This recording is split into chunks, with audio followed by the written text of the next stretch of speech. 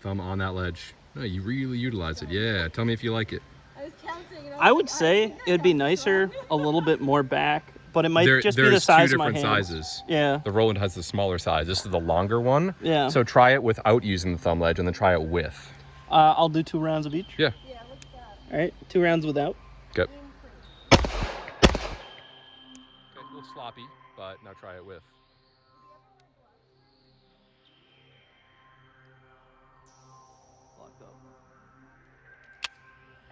Try it with the thumb. Like that?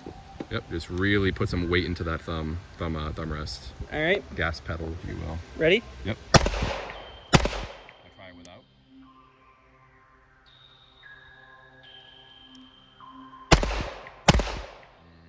Much better with, yeah. Let me try 2 more with. We're almost out. You are out. Hey guys, Alex here with Armadillo Armament, and today we are taking a look at the White Wolf Concepts thumb ledge, a pretty nifty little device that was provided to me by White Wolf Concepts on Instagram, and I just want to give my thoughts on it now that I've run a couple rounds through it, and then talk about the overall thumb ledge concept and why you maybe should or maybe shouldn't be interested in it. Now, before we do, I do make patches, partner with the Red Pawn Shop. Use code Armadillo, you'll get 10% off your order. I'll get a small kickback. It's a really cool armadillo with quad nods, and he will plant a tree and remove 1 pound of junk from the ocean for every item in that order. Again, a really cool patch, and you're saving the planet. So, we're gonna have a really quick video on this thumb ledge here today because there's really not too much I can say. Or actually, I will sit here for 45 minutes and talk about thumb ledges, but no one wants to see that, right? This is excellent. I was recommended to this by Reddit and Instagram. People said, hey, you want a thumb ledge and you don't want to spend a ton of money? Look over here. And the first and important bit of this is that it is inexpensive. Antimatter, for example. You know, maybe I'll take a look at other products at some point in the future, but Antimatter Industries makes their flip down wing for more than $100. That's kind of ridiculous. And I see a lot of thumb ledges out there that are very expensive. The first note is you can get into these, and they are made out of solid aluminum for about $30 to $45, depending on the model. Now there is the A and the B version. This is clearly the B version for the X300, and then there are different model lights. So the TLR7 and the TLR1, the X300 is definitely my preferred weapon light as I show off my $600 or so, $700 in weapon lights. Don't get into guns, guys. But thumb ledges. Thumb ledges, for the uninitiated, were created by really the competition scene. And the entire concept of a thumb ledge, or a gas pedal is what they used to be called, is it just allows your thumb a place to rest. So taking a look at this TRP right here, I do not have a thumb ledge on it, which is kind of foreshadowing. I'll get into that in a minute. But when I present my firearm, I'm going to push out, and my thumb really doesn't have a place to sit, which is fine. My thumb really isn't integral towards my grip, and I'm pretty accustomed to pistols. I know how to shoot them. A thumb ledge, and this is their extra large variant compared to their shorter variant, which I'll show you guys that in a couple minutes. When I present my gun, I'm going to remove my thumb. It just allows my thumb a place to sit. And what are the benefits to that? Well, a thumb ledge can supposedly increase your recoil control, which is definitely more attributed, I would say, to the larger gas pedals, but this is a much more minimalist design. And really, it's going to help with presentation. So I'm not the largest fan of thumb ledges, and that's perfectly fine, right? It's all, what your preference is, but a thumb ledge for me isn't mandatory because I'm pretty good at shooting pistols. I shoot a lot of pistols, and especially for something like these abbreviated thumb ledges, I do not see very good recoil reduction. I will say that, maybe it helps a very small amount. I'm not able to really perceive that, or I'm not able to really measure that, but I have to imagine it mitigates a very small amount of recoil.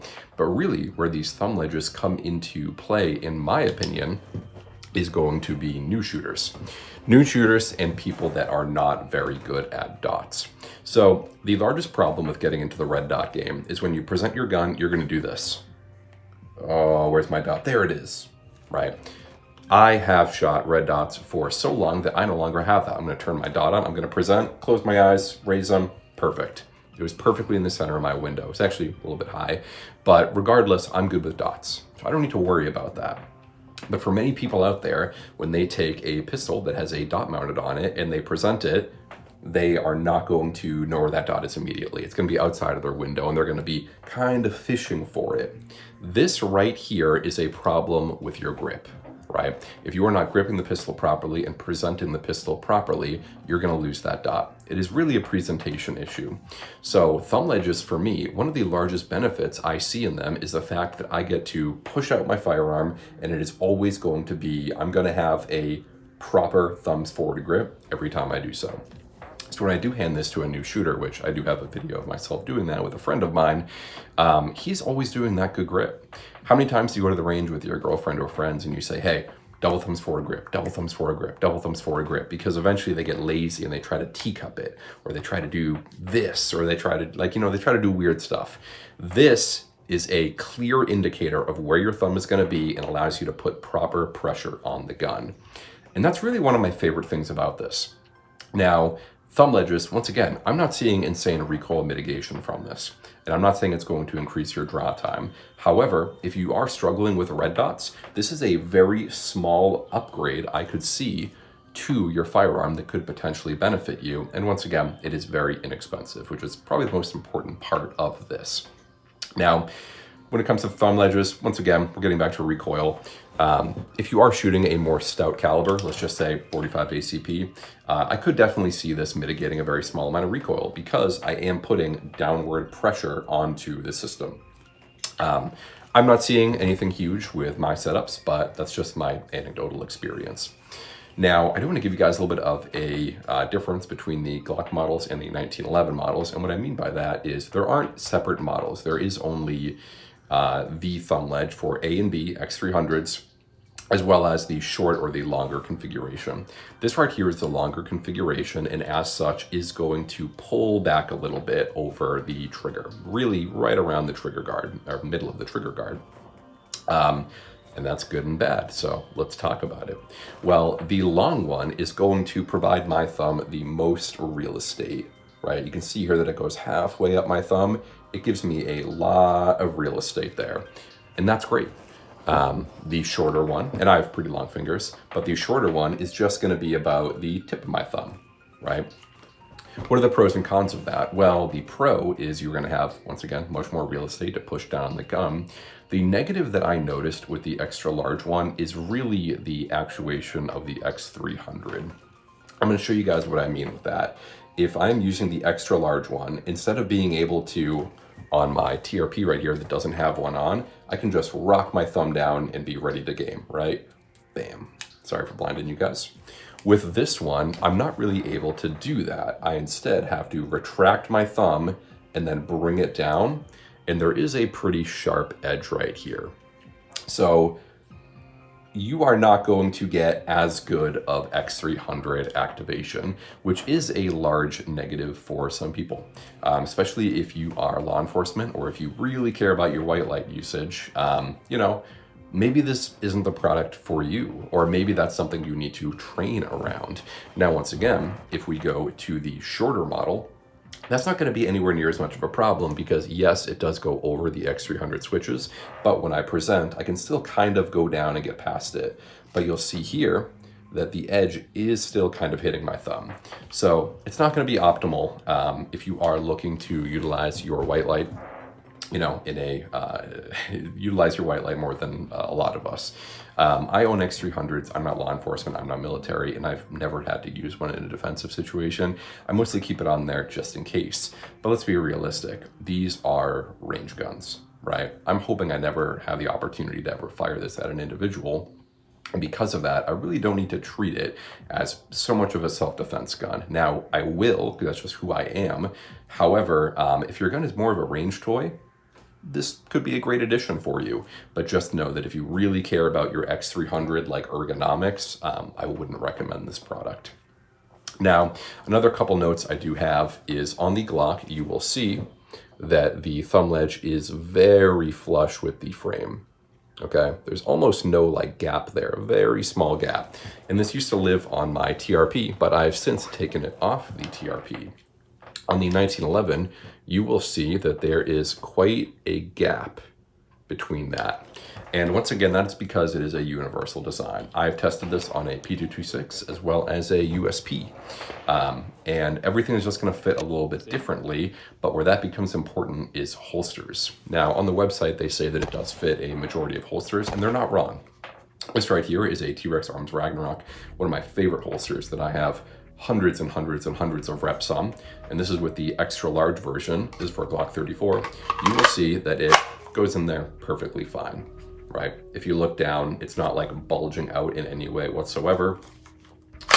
And it's fine. So holster compatibility is great. However, put a pin in that. If we take a look, this is a TRP holster. This was made by QVO Tactical. This also fits the thumb ledge.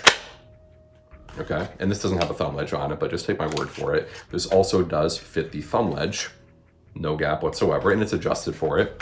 But when we go for this Filster floodlight, which is more of a universal design, you will see that there is a little bit of bulging. So when I put this gun in, see how it's, square on both ends? It is going to bulge out the side with the thumb ledge. And I did find some very minor holster compatibility issues, right? You clearly see that this side has more on it because, once again, that thumb ledge is just pushing it out. So I wouldn't say that holsters are a 100% fit. With Glock, they seem to be perfect. With the 226, they seem to be perfect. But with 1911s, I did notice they're a little bit more finicky.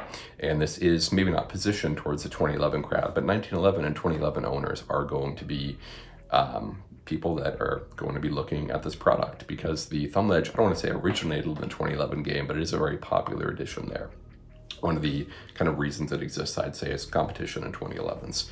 So let's go back to my TRP. The TRP does not have the thumb ledge on it. And finally, to close out this video, we're talking about pros and cons, right? Everything I said remains true.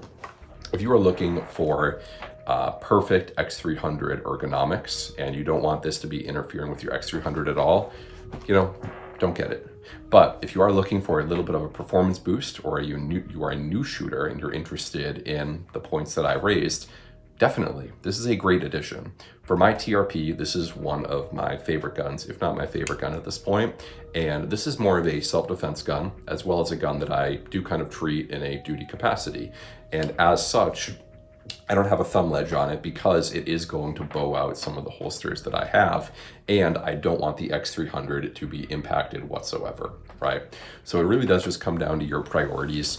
For a Glock, this really does seem like almost a no-brainer because there aren't any holster compatibility issues, but if you do think it will get in the way slightly, then anything that's annoying to you, then that may be a deal breaker. However, coming at the price point of about $30 to $45, this does make it an easy recommendation for anyone that is even slightly interested in thumb ledges because you're not spending $100 like some of the other manufacturers. So what do you guys think about thumb ledges? I know that was kind of a little bit of a rant, but I quite like them. But there's nuance to the conversation. Some people are gonna like them, some people aren't, and it really does depend on your gun and your use case.